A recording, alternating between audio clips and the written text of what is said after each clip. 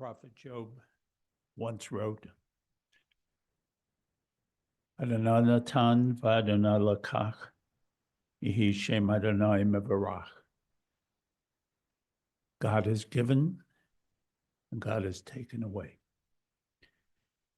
But still in the midst of that loss, we say, Yehi shem Adonai mevarach. Blessed be God's name. And we hear the words from the psalmist who writes, Esa Einai El HaHarim. Me'ayin yavo Ezri me'im Adonai Yosei Shemayim va'aretz. I lift up mine eyes to the mountains. What is the source of my help? My help comes from Adonai, maker of heaven and earth. God will not let your foot give way. Your protector will not slumber. See, the protector of Israel neither slumbers nor sleeps. God is your guardian. God is your protection at your right hand. The sun will not strike you by day, nor the moon by night. God will guard you from all harm. God will guard your soul, your going and your coming, now and forever.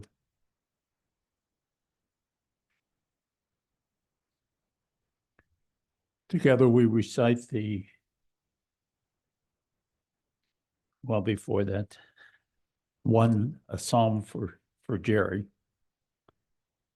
Adonai, who may abide in your house and who may dwell in your holy mountain? Those who are upright, who do justly, who speak the truth within their hearts, who do not slander others or wrong them or bring shame upon them, who scorn the lawless, but honor those who revere God, who give their word and come what may, do not retract, who do not exploit others, who do not take bribes. Those who live in this way shall never be shaken. And of course, the words of the 23rd Psalm, if you can join me. The Lord is my shepherd, I shall not want. He maketh me to lie down in green pastures. He leadeth me beside the still waters. He restoreth my soul. He guideth me in straight paths for his name's sake. Yea, though I walk through the valley of the shadow of death, I will fear no evil, for thou art with me. Thy rod and thy staff, they comfort me. Thou preparest a table before me in the presence of mine enemies. Thou hast anointed my head with oil, my cup runneth over. Surely goodness and mercy shall follow me all the days of my life, and I shall not dwell in the house of the Lord forever. Adonai, ma'adam v'tede'ehu, ben enosh v'tachash vehu. O God, what are we that you have regard for us? What are we that you are mindful of us? We are like a breath. Our days are as a passing shadow. We come and go like grass, which in the morning shoots up and renewed, and in the evening fades and withers. You cause us to revert to dust, saying, Return, O mortal creatures. Would that we were wise, that we understood whither we are going. For when we die, we carry nothing away, and our glory does not accompany us. Mark the wholehearted and behold the upright, they shall have peace. God, you redeem the soul of your servants, and none who trust in you shall be desolate. And in the book of Ecclesiastes, we were reminded, for everything there is a season and a time for every experience under heaven, a time to be born and a time to die, a time to plant and a time to uproot what is planted, a time to tear down and a time to build up, a time to weep and a time to laugh, a time to grieve and a time to dance, a time to throw stones and a time to gather stones, a time to embrace and a time to refrain from embracing, a time to seek and a time to lose, a time to keep and a time to discard, a time to tear and a time to sow, and a time to keep silence and a time to speak. And interestingly enough, this is just one of those moments. For if you're a mourner, you want to be silent. But what we know is that one talks their way through grief. So the more as you who come to be with a family, the more that we can get the family to talk and to share, the better off they are.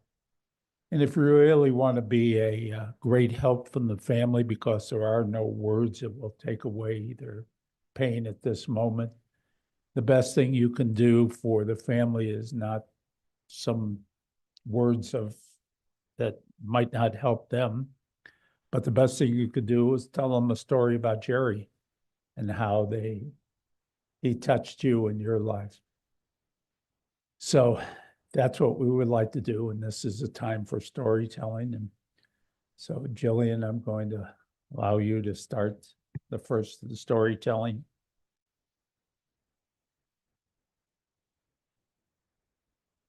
Yep.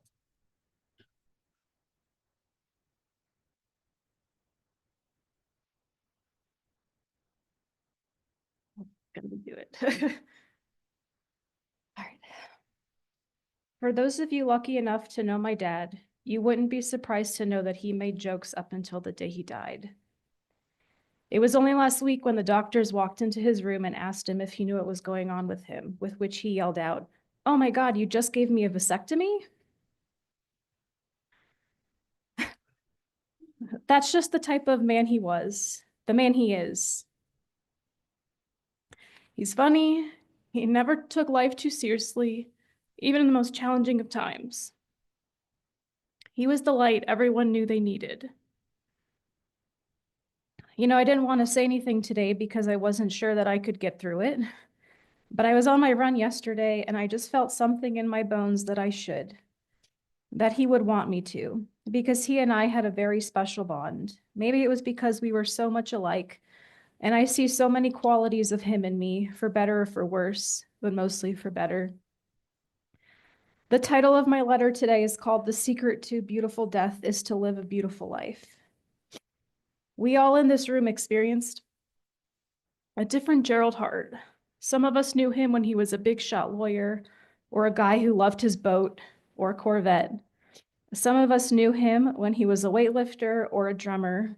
Some of us knew him when he wore eclectic clothing or he had pitch black hair. Some of us knew him when he rollerbladed Hollywood Beach or tried biking down Copper Mountain on a road bike. Some of us knew him at dialysis, and when he left the building in each session, he would scream, "I'm cured, I'm cured." I just want to pause here for a second and ask everyone what you think it means to live a beautiful life, because it's different for everyone.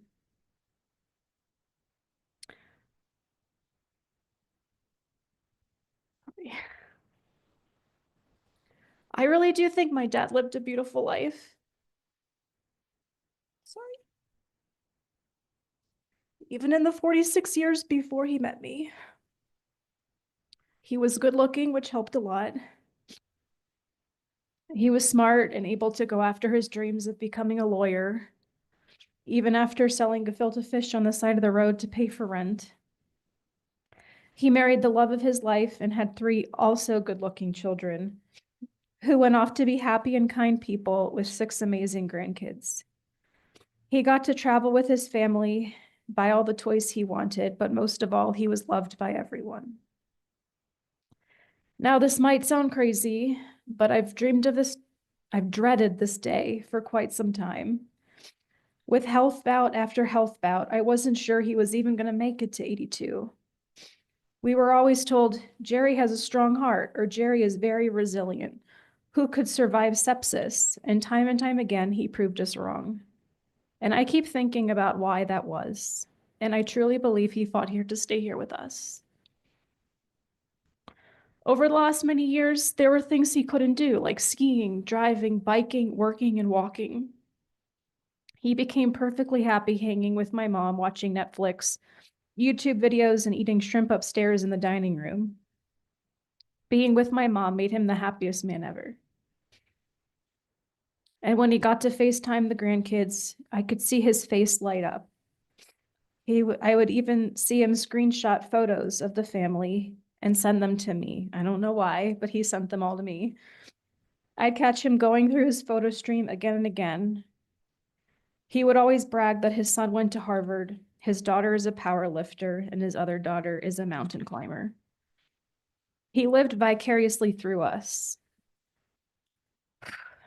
I remember showing him a video of collected photos from my travels and experiences with my husband, Matt, and I could literally see tears running down his eyes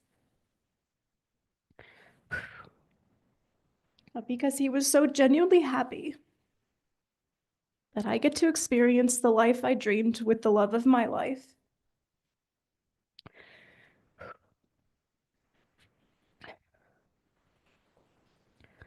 My dad was the most selfless and patient human I've ever met. And even in the hospital, when he couldn't eat or couldn't drink, he always asked us and made sure if we ate breakfast, because that's who he was. He worried about everyone else, everyone but himself. And when the doctor asked him if he worries about Sherry, he said always. I'm not sure if I believe in signs just yet, but I really do believe that he will be watching over us. He will see our experiences, he will laugh at our jokes, and he will be proud of the people that we become. There was a joke we kept saying over the last 6 weeks, and I would say, when is a door not a door? And he would say, when it's a jar. I hope you get that because my sister didn't get it last night. I had to explain it to her.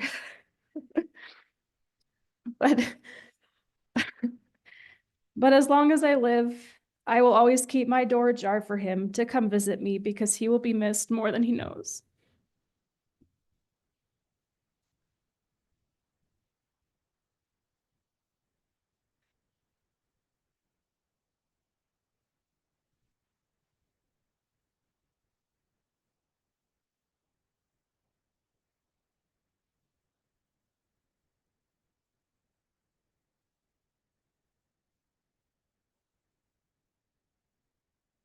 One of these days, I'm going to learn. What? You're going to talk? Oh, come on up. I didn't know. I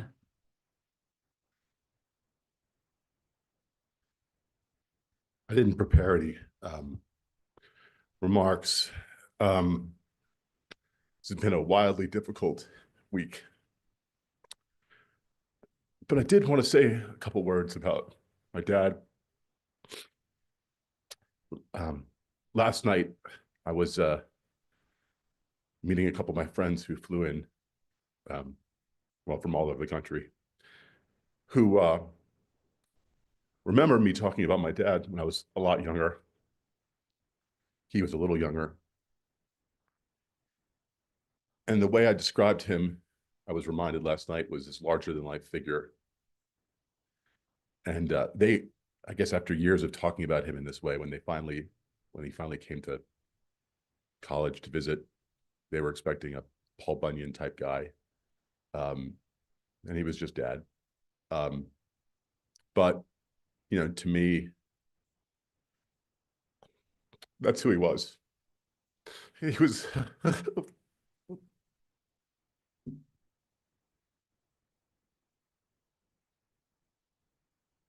sorry. He was a larger than life guy.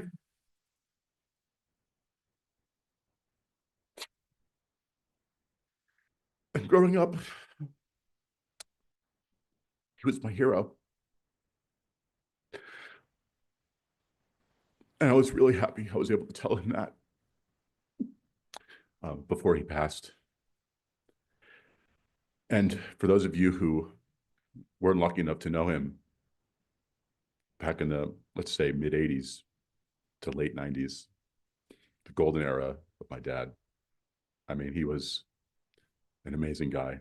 Jillian talked about it. He had so many interests. He was so active and full of life, and it was just such a great dad to have. And I think about that a lot with my boys. And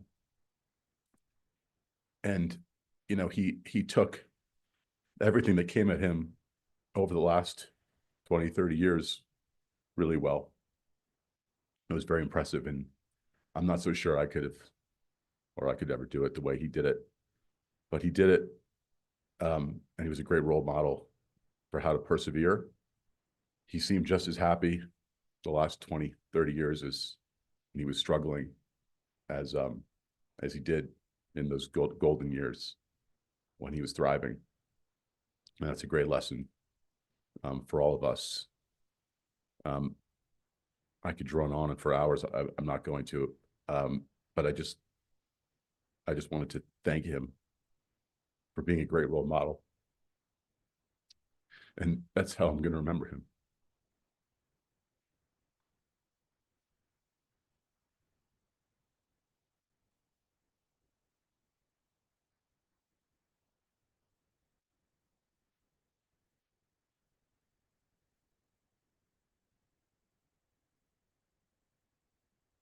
As I started to say, one of these days as a rabbi, I'll learn to go first and let them go last.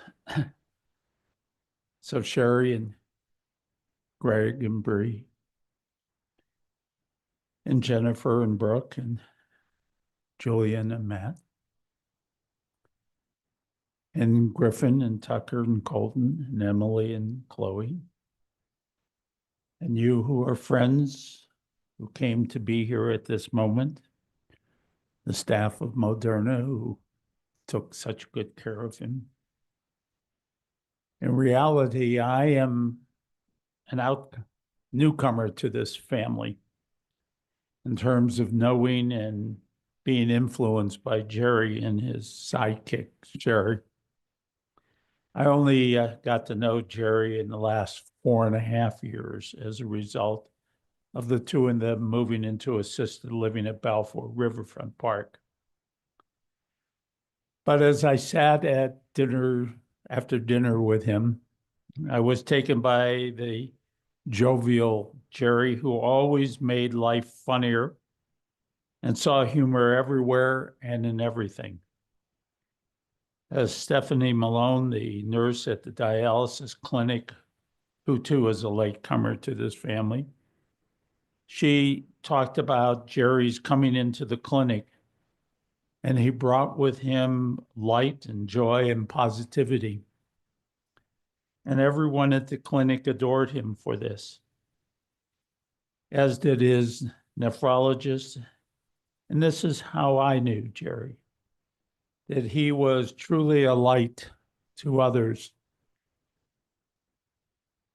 As I was reflecting on Jerry's life, I thought of the words of the great logotherapist. If you've never read Viktor Frankl's book, Man's Search for Meaning, he writes in it, it matters little whether a person performs much or little, as long as he performs his task as he honestly sees it to the best of his abilities and responsibleness. This was Jerry. He took on the responsibility of being a lawyer for personal injury cases, and he felt that responsibility towards each of his clients. He was going to make them, as you told me, happy and help them get what they deserve. Sometimes it cost him, for he would lower his fee or do something else to make them happy. He did a lot of pro bono work as well. I love the story, as we talked the other night, about his defending his friend Jerold. And although he was ailing with sepsis and an infection, he could have gone to the hospital right then. He should have gone to the hospital right then, but he didn't. He showed up at his trial on time and he won. And then he went to the hospital. But this was Jerry. He had integrity and honor, and he lived his life by this code. He had a high moral compass. Of course, being a trial lawyer, he also had a bit of showmanship in him as well. And Jerry was that too. But he knew his stuff and he prepared and he believed in the rule of law and the truth.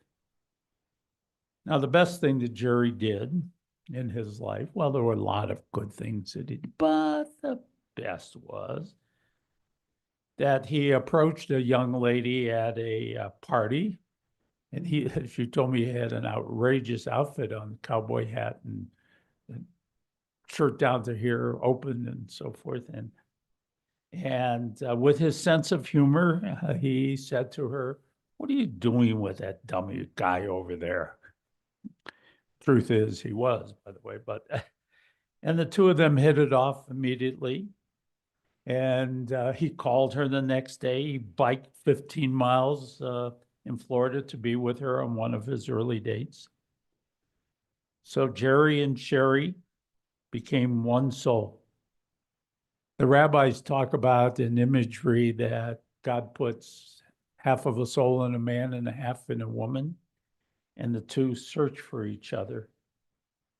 And when they get married, they become that whole soul. And how true that was in this 47 years of marriage of this couple. Jerry did everything to make Sherry's life better and fulfilled. And in reverse, Sherry did everything to make his life better and fulfilled.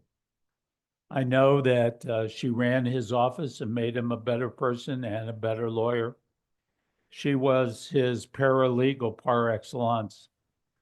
They were a real team. I heard that you'd send Jerry home to feed the kids because you were still at the office and making ready for the next case. It was cute because Jerry would defer to Sherry, always trying to please her. Where do you want to go for dinner? You pick. No, you pick. You pick. No, you pick. And at the end, he relied on Sherry's every decision. Ask my wife was his response to the doctors and the nurses. And how can I compliment Sherry enough that she was there every step along the way in the last 5.5 weeks, as he was in ICU. Sleeping there, she and I had discussions about that, but nothing got by her scrutiny. But this was the symbiotic relationship that they had throughout their 47 years, the yin and the yang of loving one another. It is a role model in many ways for all who are married.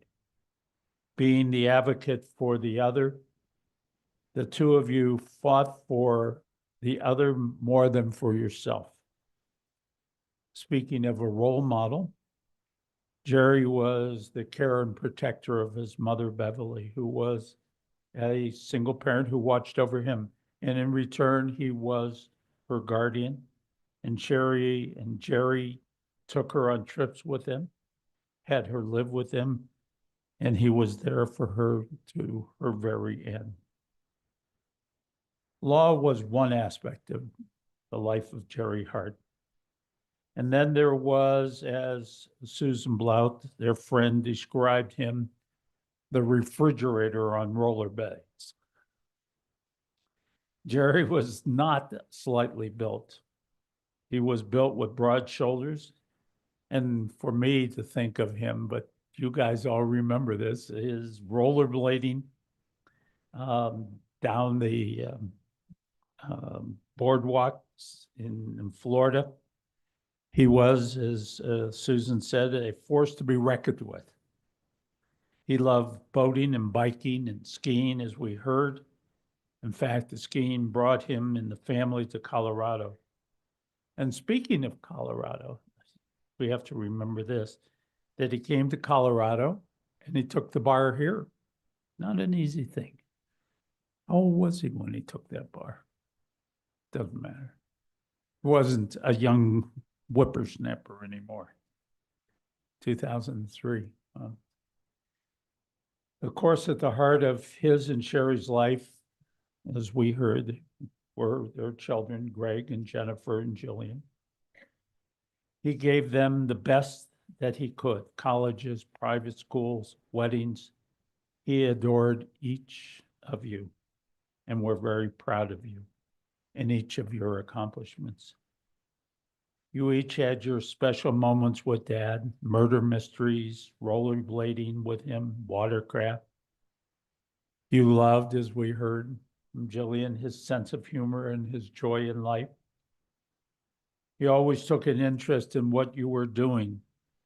Jennifer told me that she got into powerlifting, that Dad would send her pictures of techniques and forms and so forth.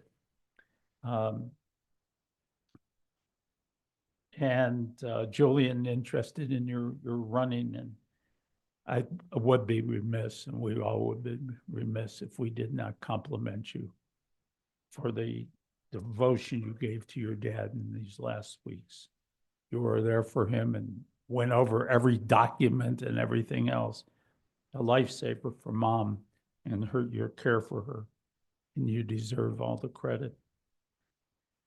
You all knew how proud he was of you. You admired him for his strength, how he came through the brain tumor. Greg, as he mentioned to me, saw Dad almost in 2 stages, the first 60 years where the two of you, father and son relationship, and then, of course, the last 20 years. But you admired his strength in dealing with the vagaries of life. I admire that when he needed dialysis, he did it not complaining, but with the glee that he came into and to the clinic and gave to others. He moved to Moderna. He moved away from me, but I don't get that, but moved, and they were fabulous, and he loved the staff there as well. And of course, going up to eat. He was generous. He saw all of his life as that courtroom analogy with its drama and its outcome.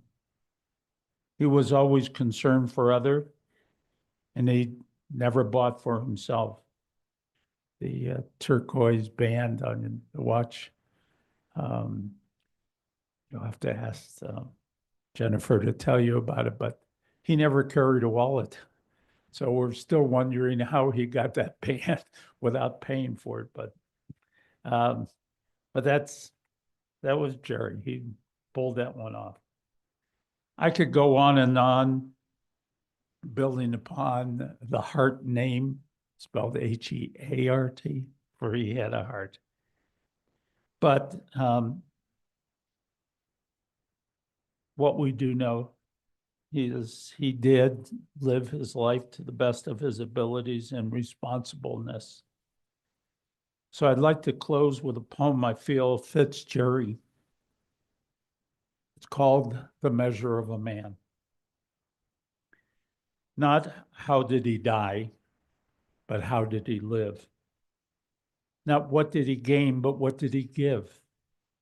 These are the units to measure the worth of a man as a man regardless of birth.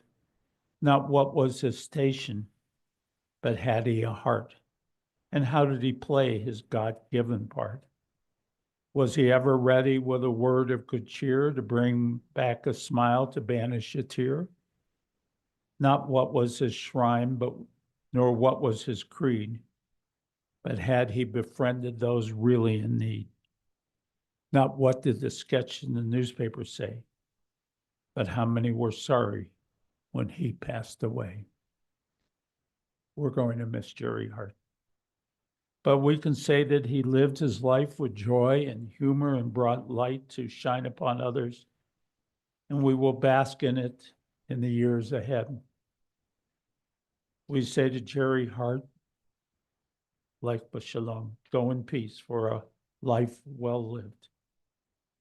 Sherry and family be comforted for having helped him to live that life so that others can say that they were sorry that he passed away, and that we admire him for his joyous attitude towards life in his living out his principles and his morals and everything that he did in life. And so we say, life with shalom. And let us now take a moment of silence to speak to Jerry, tell him of our appreciation for him. We pray silently.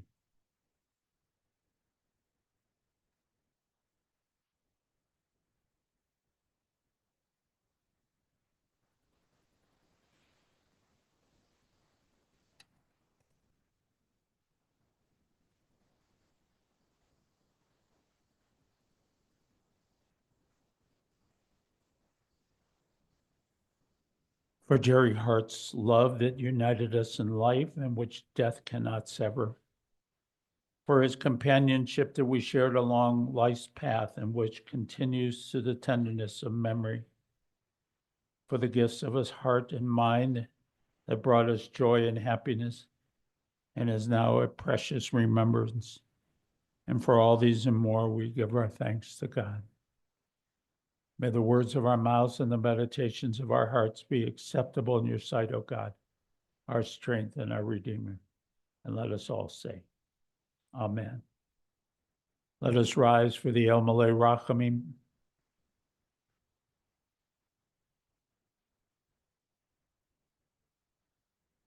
El Malay Rachamim. Shochem Bamramim. Amsei Menucha Nechuna Tachet Kamfei Heshechina. Im Kadoshim Utaharim Kazohar Harakia Mazirim. Et Nishmat Yirmiyahu ben Herschel Vasara. Shehalach La'olamo. Compassion, God, eternal spirit of the universe, grant perfect rest in your sheltering presence to Jerry Hart, who has entered eternity. O God of mercy, let him find refuge in your eternal presence, and let his soul be bound up in the bond of everlasting life. God is his inheritance. May he rest in peace. And let us all say, Amen. You may be seated. This concludes our service here.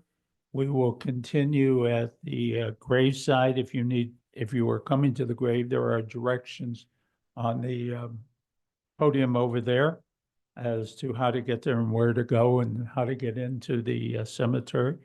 You will also see over there that the family will be receiving at Moderna, which is 2240 South Wabash, today, tomorrow, and then Thursday morning. The family, on behalf of them, they're not allowed to say thank you, but they say thank you to each and every one of you for your presence here. And you bring them comfort just by your being with them.